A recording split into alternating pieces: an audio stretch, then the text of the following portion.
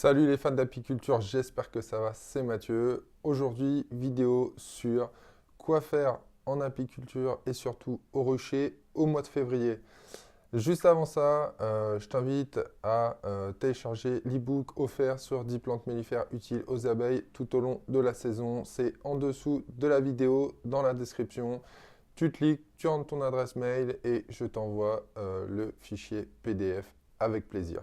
Alors, que doit-on faire au mois de février en apiculture et plus particulièrement au rucher? J'ai fait une petite anti-sèche, une petite liste que je vais utiliser. Tu vas voir, c'est pas parce qu'on est au mois de février, entre parenthèses, la saison creuse, qu'il n'y a rien à faire. La première chose, ça va être de contrôler tes ruches. Contrôler tes ruches au niveau de la mortalité. Voir sur le fond de tes ruches s'il n'y a pas trop d'abeilles mortes.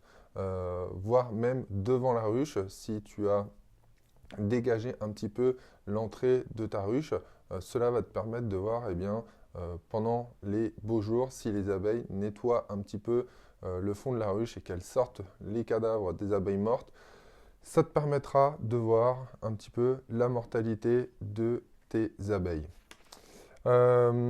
L'autre chose que tu vas pouvoir faire, si tu as laissé voilà, le fond de ruche pour contrôler la chute du varroa, ça sera de contrôler la chute du varroa, mais aussi le positionnement de tes colonies dans la ruche.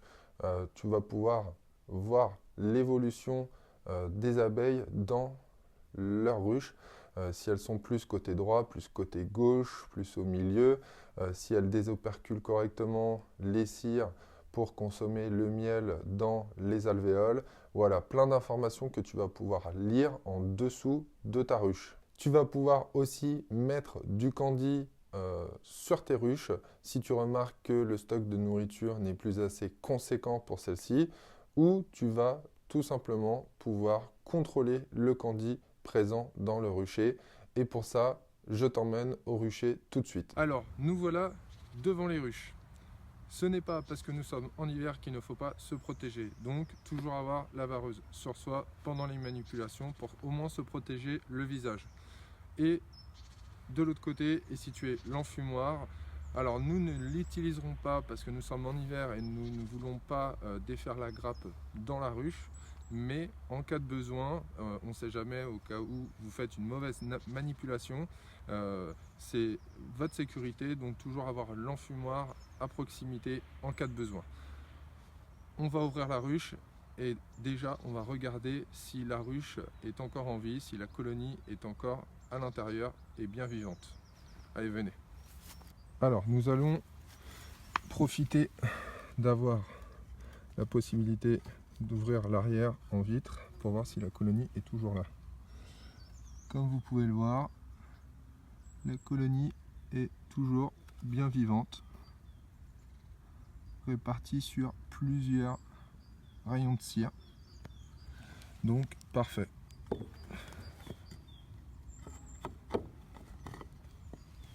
On va procéder à son ouverture.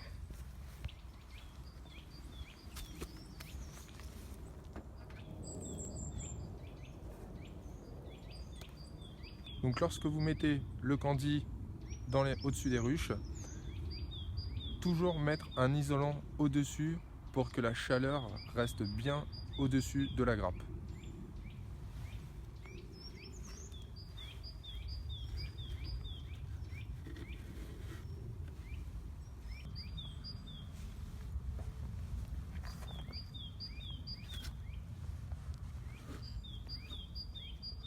Ok, super. Donc, comme vous pouvez le constater, les abeilles ont commencé à manger le centre du candi-miel. Nous reviendrons environ, je pense, dans 2 semaines.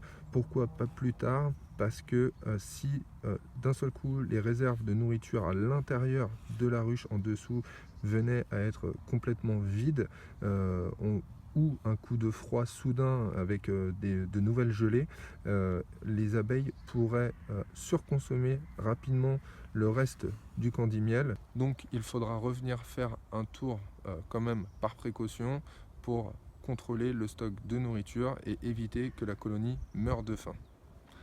On va refermer, on ne va pas les embêter plus longtemps.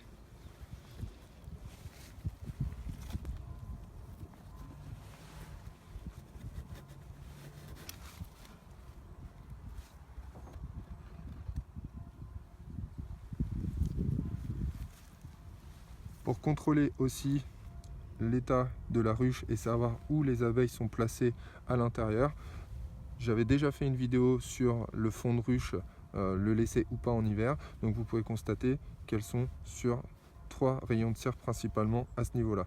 Donc vous pouvez aussi contrôler s'il y a de la chute de varroa ou pas et voir le stock un petit peu et le déplacement des ruches au fur et à mesure de la saison. En février, c'est aussi la période où il va falloir, si tu ne l'as pas déjà fait, commander les essaims chez des professionnels pour augmenter ton nombre de ruches ou pour renouveler les ruches mortes que tu aurais déjà pu avoir depuis le début de l'hiver.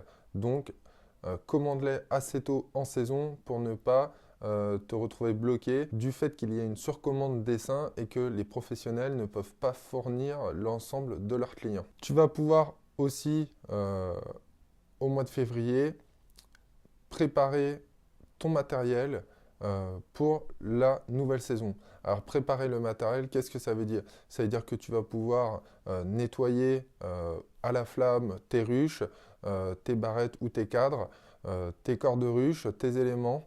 Voilà, tu vas pouvoir aussi entretenir, que ce soit le matériel un petit peu général, l'enfumoir, le lève-cadre, ou du matériel un petit peu plus spécifique, type centrifugeuse ou bac de maturation. Voilà, ce sont des périodes où tu peux faire ce genre de choses, donc profites-en. Ce mois-ci, c'est le mois aussi qui est un petit peu plus creux par rapport aux autres. Tu vas donc pouvoir construire de nouvelles ruches, tu vas pouvoir voilà, augmenter ton nombre d'éléments ou construire tes barrettes ou fabriquer tes cadres suivant le type de ruche que tu as. Mais profite de ne pas être au rucher pour pouvoir préparer de nouveaux corps de ruche ou de nouveaux éléments pour accueillir de nouveaux essaims ou anticiper des agrandissements potentiels de tes colonies. Si tu souhaites développer un nouveau rucher ou si tu souhaites débuter en apiculture, c'est le moment de faire les recherches pour trouver un nouveau terrain pour ton rucher, pour tes colonies, si ce n'est pas déjà fait. Donc, faut que tu utilises les différents moyens que tu as à ta disposition de recherche de terrain. Mais voilà, bonne période en ce moment pour chercher un terrain ou pour préparer son nouveau rucher, puisque tu vas pouvoir faire tes emplacements pendant la période froide, ce qui évite d'avoir toute la pousse d'herbe et de ronces possible que tu vas pouvoir rencontrer en été. Si tu habites dans une région chaude, c'est le moment de commencer à regarder pour installer tes pièges à frelons asiatiques, car il y a certains coins de France ou dans certaines régions du monde où il fait plutôt chaud en ce moment. Et donc, à ne pas négliger la prévention, commencer à rechercher les lieux de pause pour les pièges de frelons asiatiques. Voilà, c'est la fin de la vidéo. J'espère qu'elle t'a plu. N'hésite pas à mettre un gros pouce bleu en dessous de celle-ci, si c'est le cas, et à la partager. Laisse-nous dans les commentaires potentiellement, toi, ce que tu fais au mois de février, si ça ne correspond pas à ce que je t'ai dit. Si tu n'aimes pas, tu ne partages pas, c'est pas grave. Pour ceux qui ont envie de se lancer en apiculture ou de faire une apiculture naturelle, vous avez dans la description de la vidéo un lien pour rejoindre ma formation. Vous avez toujours l'e-book offert sur les 10 plantes mellifères utiles aux abeilles gratuit. Quant à moi, je vous dis à bientôt dans une prochaine vidéo.